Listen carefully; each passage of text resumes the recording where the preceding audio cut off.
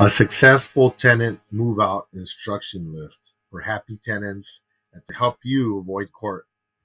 Coming up.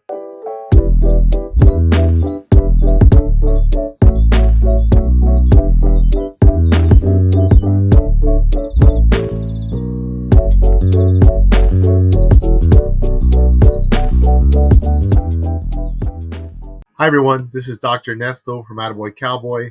On this channel, we give you health and wealth tips to help you be more successful. Now, whenever your tenant moves out, there's always that fear, like, oh, wow, is my landlord going to nail me? Is he going to take all my deposit? And it's understandable because a lot of times people damage the property and they do end up having to pay that. Otherwise, they wouldn't be nervous. But there's also the element of the unknown. They don't know how fair or how just a person you are. And in general, I just want to say, like, this is not an opportunity to take advantage of your tenants or anything like that. We always try to be as just and reasonable as we can.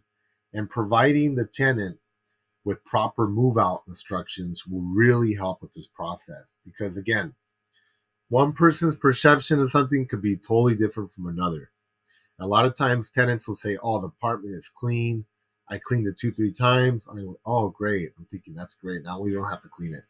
We go over there and the place is filthy. I mean, so standards vary quite a bit. And ours, for example, excuse me, we want places clean. I mean, really clean. Everything has to be immaculate.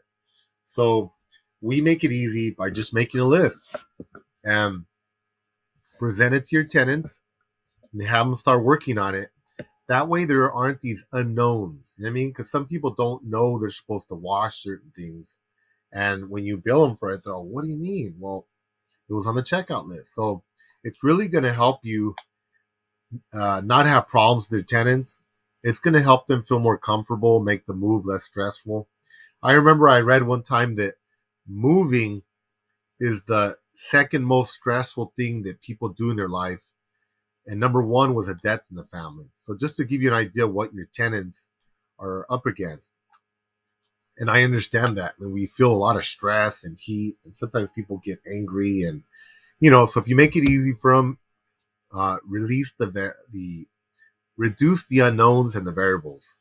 So here's a simple list. Tenant move out instructions, and I'll post a copy of it down below so you can look it out.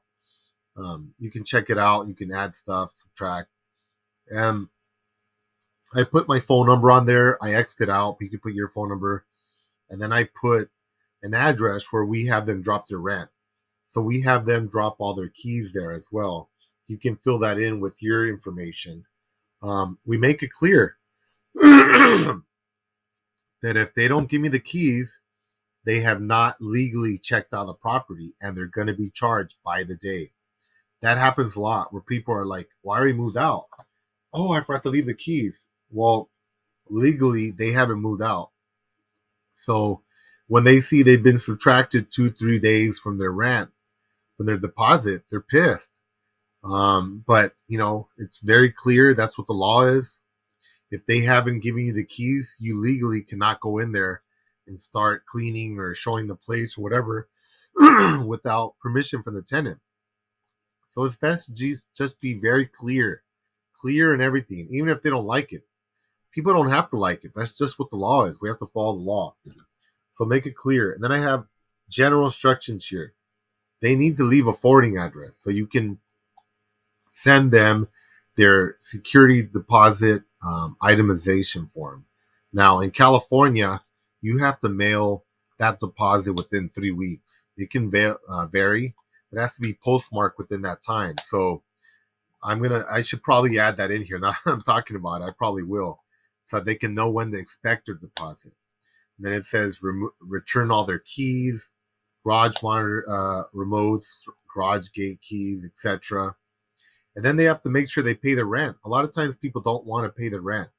They're like, oh, what's my last month? Just take out my deposit. No, there is no last month's deposit. Deposit is deposit. It's for damages.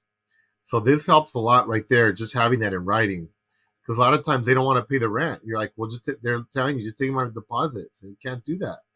You need to pay your rent, even if it's a half a month or whatever. Give them the prorated amount. They need to pay the rent. And you can refund their money, whatever that's left of their deposit. You don't know what kind of condition it's going to be in. So hold as much as that deposit as you can, because that's your security deposit. That's your insurance to make sure that they give it to you in good condition. If you let them use up their security deposit for rent and they're like, oh, well, there's no money left anyway, I don't care. I'm just going to leave the place dirty, or I'll just leave it trashed. You know what I mean? So you need to make sure you hold on to that money as an incentive to them to be cool and make sure they give it to you in a good place. And then cleaning specifications. I have several stuff here, but very, very thorough. I mean, we make them clean windows. You got to wash the windows. You got to wash the window seals inside and out. You got to wash the window screens. You got to wash all the filters and the AC units and the heaters and all that. Behind the appliances, inside the appliances, a lot of times people don't clean the inside of the microwaves and the stoves. They need to make sure they get rid of all their furniture. A lot of times they move and they leave this huge pile of garbage outside and they expect you to deal with it. No, that has to be hauled away. That's going to cost money. So they don't like getting those charges. So you got to tell them, you got to get rid of that or you're going to be charged. Just make it clear. So there's no room for error here. A lot of times the cities will do it for free. You can give them that information, give them the number if they want to call the city to pick up their old couches or whatever. But you just got to be really clear. In Los Angeles, we have a 311 service. You dial 311 instead of 911. They come out and pick up things for you for free. Make sure they wash the walls. I mean, a lot of this stuff is obvious, but for a lot of people, it really isn't because they're not used to cleaning. And I've seen my tenants' houses. I'd say probably 75% of them live in a way that I would never live. It's just very dirty. I don't know what's going on, but a lot of people are just really messy. So, make sure they clean the toilets. The porcelain has to be unstained and cleaned in the sinks and the toilets and stuff. They can't have calcium deposits or whatever. They got to clean it. You got to make it real clear. If they have a driveway, you want to make sure the concrete is degreased. They don't have like an old car that's been dumping grease there. They need to clean that. They have countertops, granite countertops, and stuff like that. They need to scrub it down.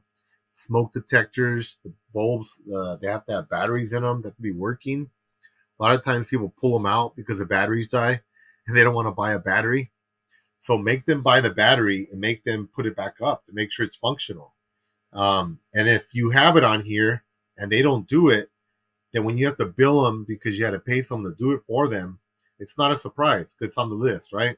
So it feels a lot better when they know, okay, well, this guy's right. I didn't do that. But when you just come out and you charge them and it's something they didn't maybe think about and they should have thought about it, it's not really your responsibility. But again, you just want to avoid conflict. So make it really easy. Just spell everything out as if they had no clue. And just make sure that they get everything cleaned. Go do an inspection. If it's not clean enough, let them know. You got to clean it again. You got to clean this. You missed this. You missed that. And then tell them, hey, you can only do this up to your move out date. If it's not done at that time, I'm going to hire someone to clean it, and then you're going to be billed for it. And then sometimes the tenants will say, well, hey, what if I help out? I'll come help you out. No, you don't want their help because they're going to be there dragging their feet. And no. I don't want to deal with that. I don't want to be telling someone how to clean. If they don't know how to clean, they don't know how to clean. And I don't want to get into conflict with them. So, you're not a charity. You gave them a chance. They had to clean it. If they didn't clean it, that's it. Hire someone to clean it for them, or if it looks really bad, just tell them, hey, you know what? Maybe you should hire someone to help you because this place is not clean and you need to get all this grease off the walls or whatever the case. So, but again, always end it, with something positive. Thank you for your time and consideration, your name, you put your contact information, etc. And this really helps out with move up people's stress levels. It helps them chill out a little bit so they're not so nasty towards you in case they are. And it also helps avoid conflicts in court hearings. So thank you again for listening. And if you have any questions, please comment below. From Los Angeles, California, this is Dr. Ernesto Martinez. Thank you. Bye-bye.